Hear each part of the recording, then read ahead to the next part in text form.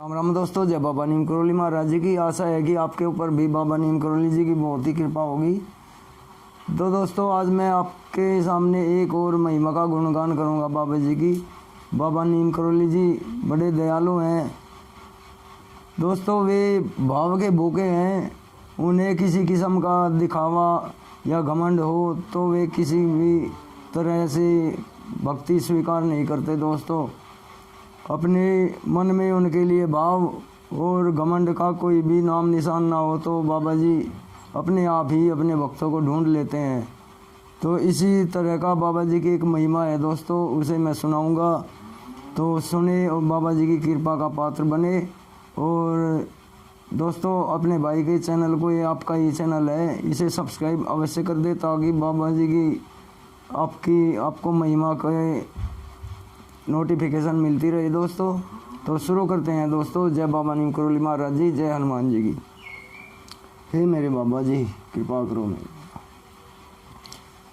एक बार वर्ष 1960 में नैनीताल में बिजनौर शुगर मिल्स के मालिक सेठ कुंदन लाल ने सबकी देखा देखी महाराज जी को अपनी कोठी में आकर प्रसाद ग्रहण करने का आग्रह किया।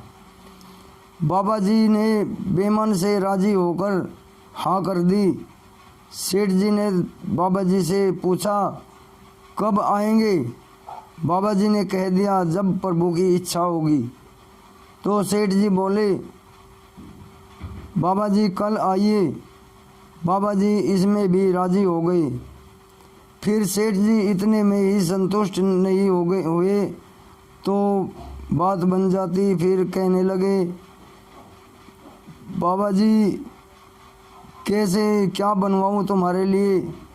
तो बाबा जी ने कहा, मिस्सी रोटी और दाल बनवा देना। पर शायद सेठ जी को सेठ होने के नाते दाल और मिस्सी रोटी में अपनी मान सम्मान में कुछ खलल होता दिखाई दिया और अपनी बात कुछ छोटी होती दिखाई दी। तो सेठ जी बोल उठे, बाबा जी दाल रोटी नहीं, मालपुआ और खीर बनवाऊंगा। तो भगवत स्वरूप बाबा जी ने यह उन्हें अच्छा नहीं लगा और उन्होंने कह दिया, ठीक है, मालपुआ खीर ही बनवाना, कुत्तों का पेट भरेगा।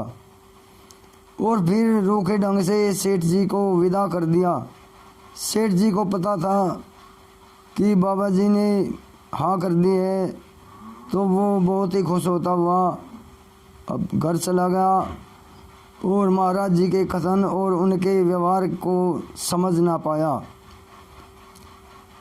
और जब दूसरे दिन सेठ जी ने बड़ी मात्रा में मालपुआ और खीर बनवाकर बाबा जी एवं भक्तों को लिवाने के लिए अपनी कार भेजी तो वह अचानक भीषण वर्षा के कारण कहीं बीच में ही रुक गई और उधर बाबा जी भी कहीं और जगह चले गए। इसी बीच बाबा जी के इंतज़ार में किसी को भी ध्यान नहीं रहा कि भंडार गृह के पीछे दरवाजे से दो कुत्तों ने घुसकर मालपुओं और खीर का भोग लगा लिया है। सारा सामान दूषित हो गया था। सेठ जी ताकते रह गए इस लीला को। पर क्या उनकी समझ में आया? उनकी समझ में आया होगा इस लीला का सार कि केवल अहंकारहीन भावपूर्ण अर्पण ही महाप्रभु को स्वीकार्य है। तो दोस्तों, बाबा जी को दिखावा और घमंड बिल्कुल भी स्वीकार नहीं है। सेठ जी को अपने ऊपर घमंड था क्योंकि वे मिल के मालिक थे। बाबा जी ने उन्हें दाल और मिस्सी रोटी बनवाने के लिए कहा, लेकिन सेठ जी ने सोचा कि ये तो मेरा अपमान होगा और उन्होंने अपनी बात ही रखी। तो बाबा जी इस बात से नाखुश हो गए और उन्होंने कह दिया कि मालपुआ और खीर ही बनवा लेना, कुत्तों का पेट भरेगा। और वो बात सत्य हुई दोस्तों। उन्होंने मालपुआ और खीर बनवाई और कुत्तों ने ही उसे खा लिया। तो बाबा जी अंतर्यामी है, इनकी महिमा का कोई पार नहीं है दोस्तों।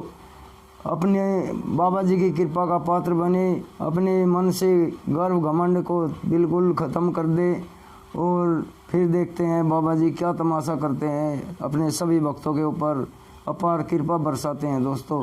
तो अभी विदा लेता हूँ। आगे फिर बाबा जी की कोई महिमा या कोई धार्मिक प्रचार की और कोई सत्संग लेकर आऊँगा। और अपने भाई से कोई गलती हो गई हो आपके भाई से तो उसे क्षमा कर देना। जय राम जी की, जय हनुमान जी की, जय बाबा नीम करौली महाराज जी की।